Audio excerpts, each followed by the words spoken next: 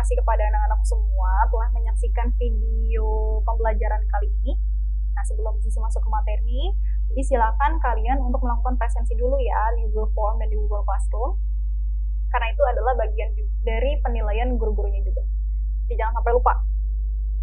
Kali ini anak-anakku, kita akan membahas mengenai cerpen, mulai dari struktur, unsur intrinsik, unsur ekstrinsik, terus juga ada nilai-nilai yang terkandung dalam cerpen, dan terakhir Missy akan berikan kepada kalian langkah-langkah mudah dalam membuat cerpen.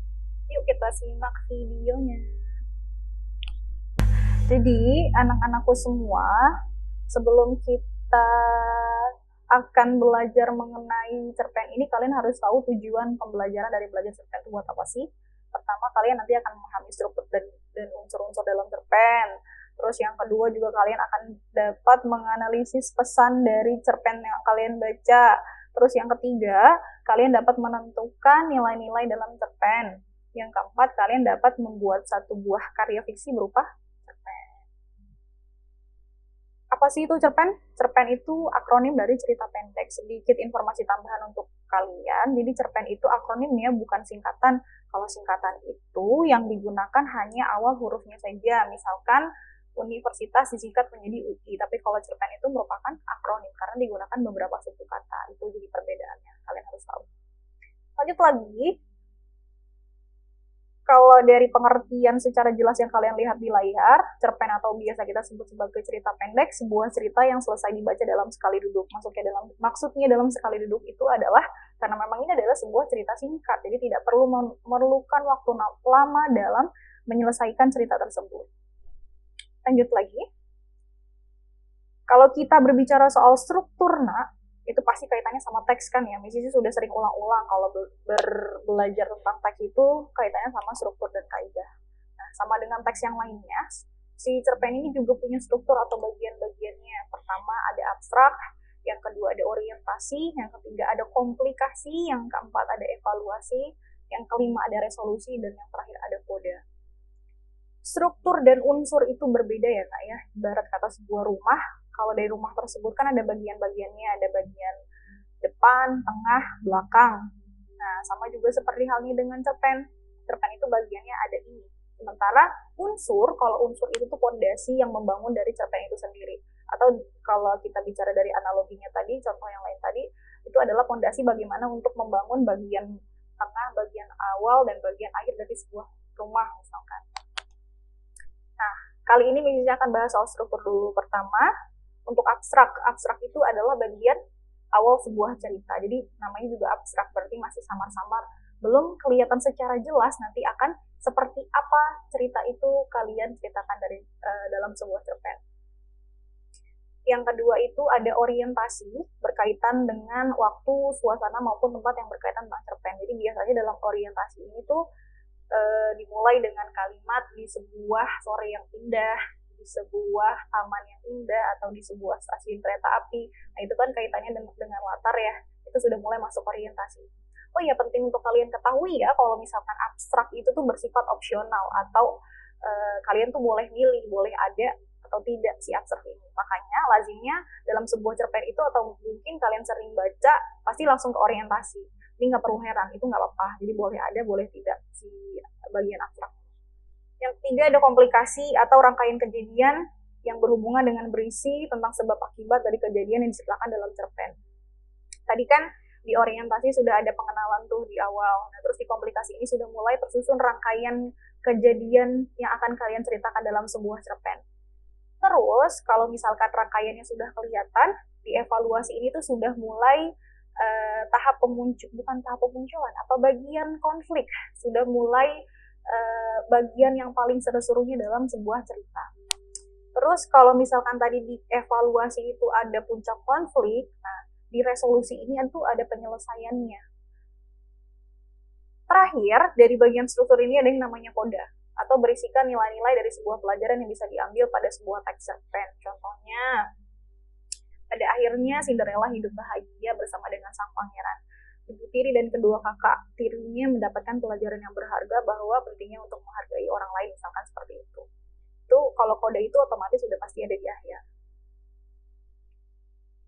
Lanjut lagi, Selanjutnya kita akan membahas tentang materi unsur-unsur dalam cerpen. Jadi unsur dalam cerpen itu terbagi menjadi dua, ada unsur intrinsik dan ada unsur ekstrinsik. Kalau unsur intrinsik itu adalah unsur yang membangun dari dalam sebuah cerpen. Kalau ekstrinsik itu berarti dari luar dalam karya cerpen. Jadi di dalam unsur intrinsik itu yang pertama ada tema. Tema itu baru berupa gagasan atau ide cerita. Anak-anakku yang tercinta, jadi nggak boleh sampai ketuker ya antara judul, topik, dan tema. Karena ketiga hal itu adalah hal yang berbeda. Kalau tema itu baru berupa gagasan, terus mengerucut menjadi sebuah topik, dari topik mengerucut lagi menjadi sebuah judul. Jadi seperti segitiga bentuknya. Yang kedua, ada tokoh atau pelaku yang dihadirkan. Pastikan ada tuh siapa-siapa saja tokoh yang kalian hadirkan dalam cerita tersebut. Terus juga ada alur jalan cerita. Kalau perwatakan itu berarti sifat dari tokohnya. Latar itu terbagi menjadi 3, ada waktu, tempat, dan suasana. Sudut pandang itu berarti posisi pengarang dalam cerita tersebut. Gaya bahasa itu berarti bagaimana penulis menuliskan ceritanya. Terakhir ada amanat atau pesan yang disampaikan dari si penulis tersebut. Seperti yang sudah Misi singgung tadi, tokoh itu terbagi menjadi 2. Ada tokoh utama dan ada tokoh pembantu. Nah, dari tokoh utama dan pembantu ini terbagi lagi nih. Jadi dalam penokohan itu ada yang namanya tokoh protagonis atau tokoh yang berkarakter baik. Terus yang kedua ada tokoh antagonis atau tokoh yang berkarakter jahat. Yang ketiga ada tokoh tritagonis atau tokoh yang netral. Jadi dia itu tidak berpihak antara si prota dengan antagonis. Terakhir ada tokoh figuran atau tokoh pembantu dalam sebuah cerpen. Nah, supaya ceritanya jadi lebih menarik, pasti ada tuh tahapan alurnya. Jadi juga ceritanya lebih terlihat lebih terstruktur dan lebih jelas. Pertama ada tahap pengenalan, baru berupa pengenalan tokohnya, misalkan pengenalan latarnya. Nah, itu ada di tahap 1 tuh, tahap pengenalan. Yang kedua itu mulai ada pemunculan konflik. Ada pemunculan konflik sebabnya sebelum terjadinya sebuah masalah. Yang ketiga ada tahap klimaks, berarti ini sudah mulai puncaknya nih. Konflik tersebut paling serunya di bagian nomor 3 ini nih, tahap klimaks. Yang keempat ada tahap peluraian. Yang kelima ada tahap penyelesaian. Terus juga alur itu terbagi menjadi 3 jenisnya. Ada alur maju, alur mundur, dan alur campuran. Kalau alur maju berarti ceritanya kronologis. Misalkan Miss Sisi mau menceritakan diri Miss Sisi dari Miss Sisi lahir sampai Miss Sisi meninggal, misalkan gitu. Terus yang kedua, alur mundur, berarti kilas balik, kebalikan dari alur maju tadi. Berarti kalian mau menceritakan seseorang dari dia meninggal dulu nih, di bagian meninggalnya dulu, terus diceritakan dulu waktu hidupnya itu dia adalah orang yang sangat baik banget. Kok bisa dikatakan baik sih? Karena suka membantu orang, misalnya, dan lain sebagainya. Itu masuk dalam alur mundur. Terus yang ketiga ada alur campuran, berarti gabungan dari kedua alur ini, baik alur maju maupun alur mundur. Di awal itu ada alur maju, terus di tengah-tengah cerita dimasukkan alur mundur, begitu seterusnya. Lanjut lagi, di dalam unsur intrinsik ada yang namanya latar. Latar itu terbagi menjadi 3, ada waktu, tempat, dan suasana. Kalau waktu itu berarti contohnya misalkan di sebuah pagi yang indah, ketika matahari mulai terbit, nah itu masuk dalam alur waktu. Kalau tempat itu ya berarti berkaitan tentang tempat, di hutan rimba, di sekolah, di jalanan yang ramai. Terakhir ada latar suasana. Kalau suasana itu berarti suasana yang dalam cerita tersebut itu seperti apa, entah menyenangkan, menyedihkan, mencekam, dan lain sebagainya. Nah, di poin sudut pandang, kadang-kadang suka ini deh, Mrs. yakin kalian suka tertukar nih. Makanya di sini Mrs. tegaskan kembali. Jadi sudut pandang itu terbagi menjadi 2, ada orang pertama dan orang ketiga. Masing-masing punya jenisnya lagi. Jadi kalau orang pertama itu ada pelaku utama dan pelaku sampingan, sementara orang ketiga itu ada orang ketiga sebagai pengamat dan serba tahu. Jadi kalau orang pertama itu biasanya keakuan atau kesayaan. Dari dalam sebuah cerita itu aku, saya. Nah itu udah pasti orang pertama tuh. Cuman bedanya apa sih antara orang pertama serba tahu sama pelaku sampingan? Yuk kita lihat yuk dari pengertiannya dulu. Kalau misalkan di pelaku utama, kalian lihat sendiri deh, coba di layar kaca masing-masing. Dalam pengertian ini saja udah kelihatan ya. Jadi kalau misalkan orang pertama itu tuh si penulis itu ikut serta dalam cerita tersebut. Misalnya, saya adalah Istiqomah Hamzah, saya adalah seorang guru di SMK Prestasi Prima, saya. Itu betul-betul menceritakan sisi dari awal sampai akhir. Nah, kalau misalkan di sudut pandang orang pertama pelaku sampingan, itu si akunya ada, tapi tidak terlibat center atau sentral. Dia tuh ceritanya itu bukan terfokus pada si akunya ini, jadi hanya sebagai pengamat saja, hanya sebagai pelaku sampingan saja. Jadi sudut pandang orang pertama pelaku sampingan ini, si orang pertama itu hanya sebagai pelaku sampingan. Contoh, nama saya Istiqomah, saya ini mempunyai sahabat yang luar biasa bernama Rashid Firdaus. Nah, Rashid adalah seseorang yang cukup dikenal baik di sekolah gitu. Dia memiliki teman yang banyak dan lain sebagainya. Pokoknya ceritanya berpindah langsung fokus terhadap Rashid. Lanjut lagi. Tadi kita bahas orang pertama, nah sekarang ada orang ketiga. Ada orang ketiga serba tahu dan ada orang ketiga sebagai pengamat. Bedainnya gampang banget. Kalau misalnya orang ketiga itu otomatis kan ya pakai dia, nya. Nah itu udah pasti kelihatan, itu udah pasti pakai orang ketiga. Ada serba tahu dan ada pengamat. Bedanya di mana Miss Isti? Kalau serba tahu itu biasanya penulis itu menuliskannya secara detail, bahkan dalam sampai perkataan dalam hati si tokoh tuh si penulis tuh tahu. Misalkan dalam hati Isti berkata, wah hari ini sangat cerah ya. Nah itu masuk dalam kategori sudut pandang orang ketiga serba tahu. Sedangkan kalau misalkan di sudut pandang orang ketiga pengamat itu, penulis tuh pengetahuannya tuh terbatas. Maksudnya tidak seperti serba tahu tadi. Jadi bahasanya tuh seolah-olah penulis itu menerka-nerka tentang cerita yang dialami si tokoh. Contohnya nih, sudut pandang orang ketiga sebagai pengamat. Entah apa yang terjadi dengannya seminggu belakangan ini. Pulang dari kantor langsung menunjukkan muka masam. Belum lagi puasa berbicara yang sudah ia lakukan seminggu belakangan ini. Apa mungkin karena hubungan dia dengan sang kekasih tadi direstui oleh keluarga? Dari awal kalimat aja kita udah tahu ya, entah apa yang terjadi dengan seminggu belakangan ini. Jadi penulis tuh menerka-nerka dengan perilaku si tokoh itu. Beda hal dengan serba tahu. Kalau di serba tahu itu penulis itu secara bebas mengeksplor menuliskannya lewat kata-kata. Jadi dalam hatinya ia berkata, nah itu tuh betul-betul secara tahu dengan jelas detailnya seperti apa ya, kejadian diceritakan dalam cerpen tersebut. Nah, kalau tadi ada unsur intrinsik, sekarang kita akan belajar mengenai unsur ekstrinsik atau unsur-unsur yang membangun dari luar si cerpen itu sendiri. Pertama, biografi pengarang berarti berkaitan tentang pandangan hidup pengarang. Yang kedua, ada psikologi pengarang, berkaitan tentang penerasan psikologis politik dan sosial pengarang. Yang ketiga ada kondisi masyarakat, keadaan masyarakat baik ekonomi sosial, budaya, dan politik saat karya sastra diciptakan. Maksudnya adalah ketiga hal ini tuh berkaitan dengan si penulis tersebut.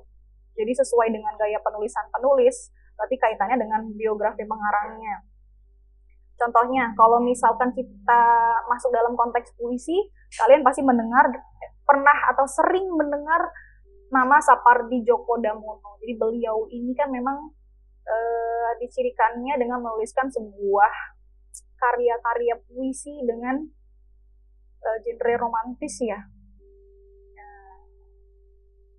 Terus juga karena baik karya cerpen, puisi, terus novel dan lain sebagainya itu bisa jadi merupakan sebuah wadah dalam mengekspresikan si penulis.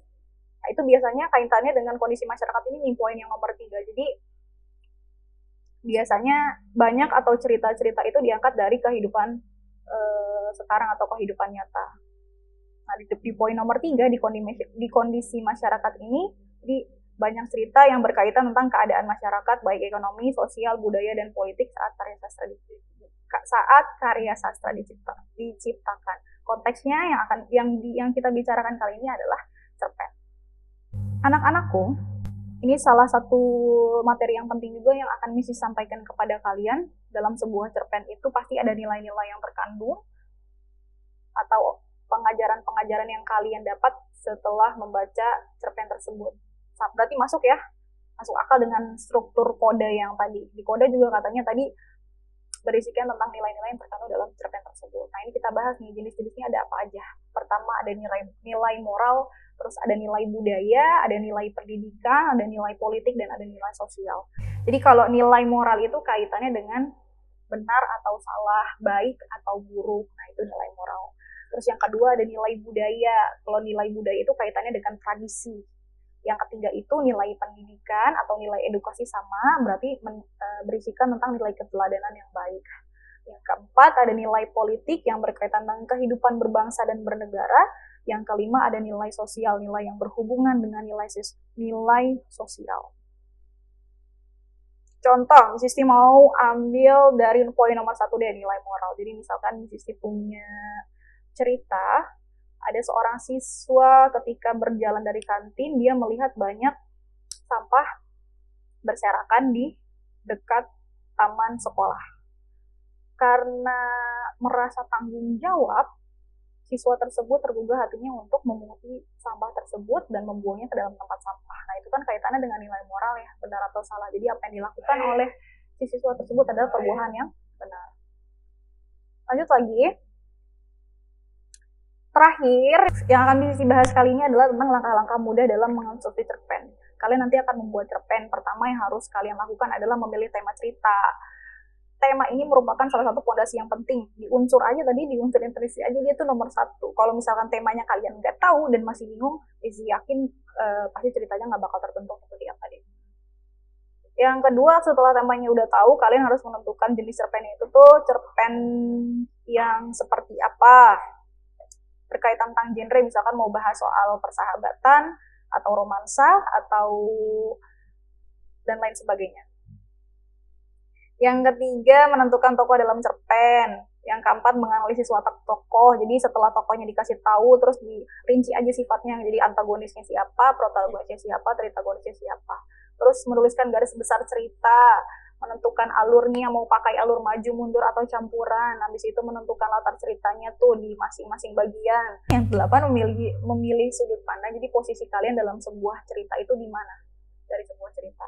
Yang ke-9, memilih diksi yang sesuai. Yang ke-10, nah ini yang paling penting, membuat kerangka karangan. Jadi kalau misalkan dalam menulis itu kan banyak keluhan nih siswa-siswanya. Misalnya kadang suka gitu. Nih saya ketika menuliskan sebuah cerita tuh pasti mandek di bagian tertentu deh. Nah, tipsnya adalah kalian membuat kerangka karangannya dulu. Jadi kalau misalkan udah buat kerangkanya, pasti ketika menuliskan itu nggak akan bingung. Kalau misalkan kerangka 1 sudah dibahas, kerangka 2 sudah dibahas, kerangka 3 sudah dibahas, nanti tinggal dilihat aja kerangka-kerangkanya. Yang ke-11, terakhir memperhatikan unsur intrinsik dan ekstrinsik. Yang namanya unsur atau sebuah fondasi dari sebuah cerpen itu kan harus ada. Nah, itu kecakupan dari unsur-unsur tadi udah ada belum, tokohnya dicek lagi, terus apanya, latarnya sudah jelas atau enggak, alurnya dan lain sebagainya. Oke.